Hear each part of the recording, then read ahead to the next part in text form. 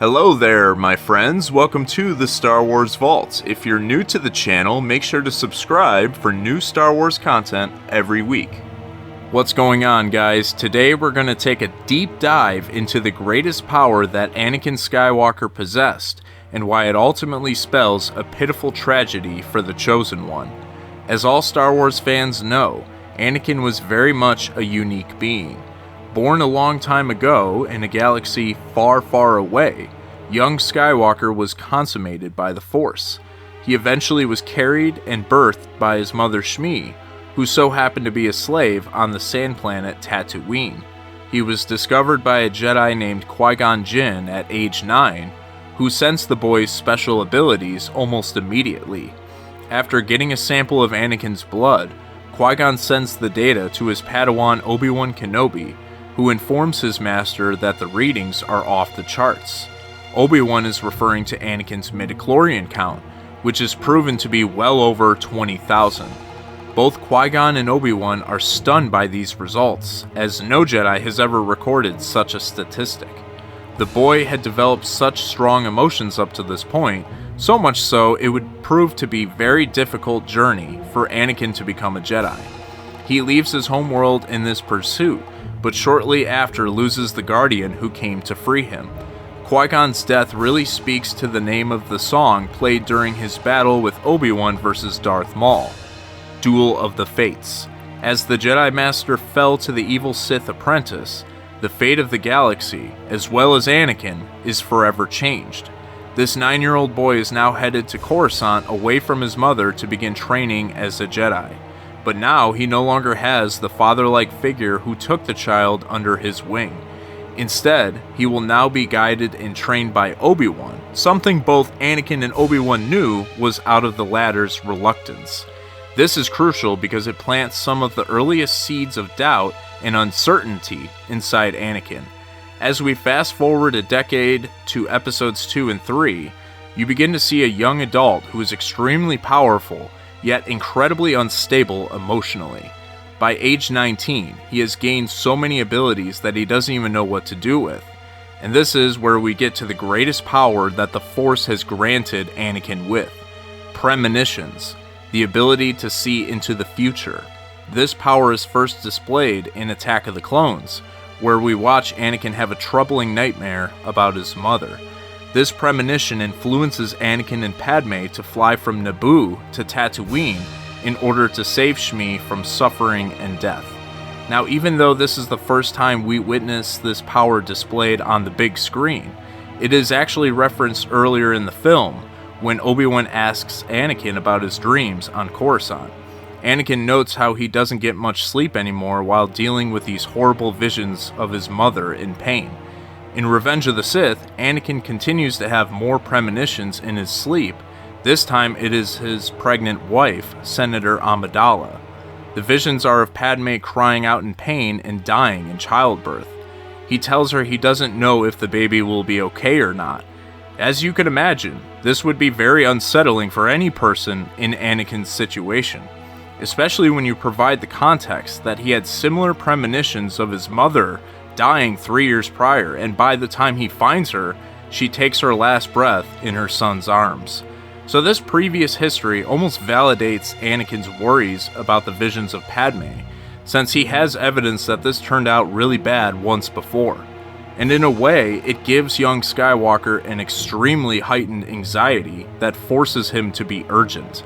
One problem Anakin had with both of these premonitions is that he felt shut out from the elder Jedi who he sought for advice on this specific ability of his.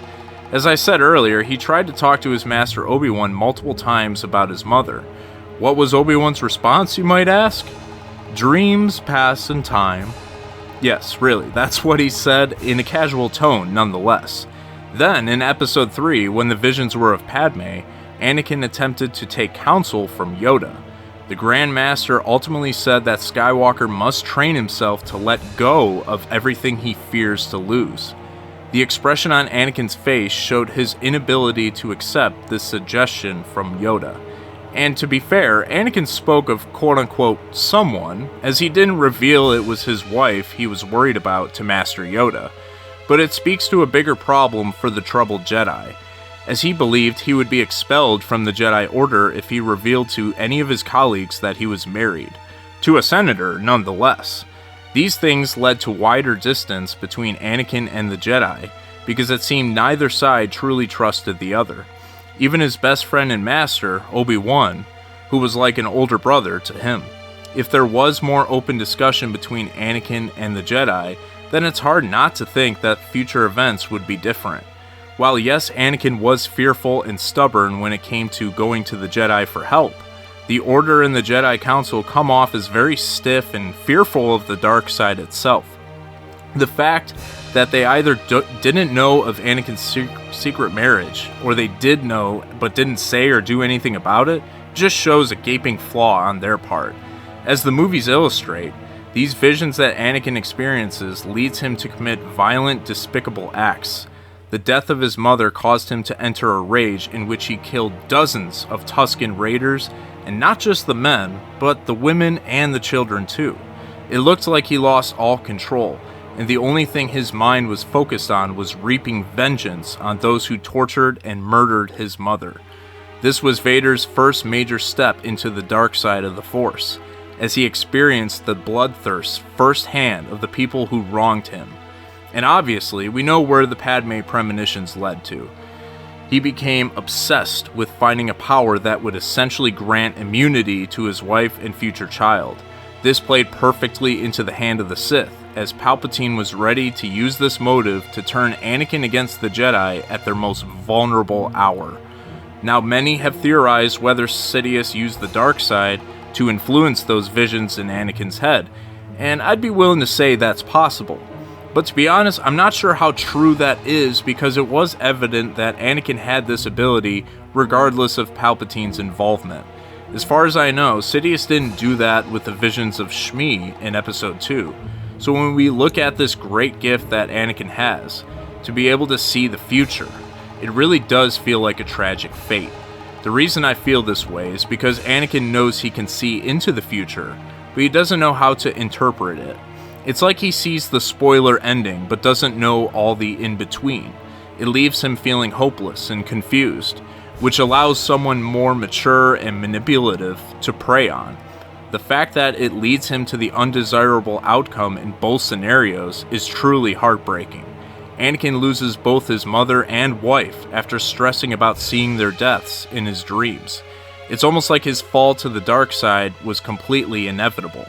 You could say that Anakin's premonitions, his greatest power, is what made him transform into Darth Vader and thus lose everything he had to live for. When Padme died, not only did Vader show immense sorrow, but in his mind, his child was also gone. Not for another 2 decades would he learn the truth. And because of that truth, which was Luke, Vader eventually was able to revert back to Anakin. He did this solely out of the love he had for his son.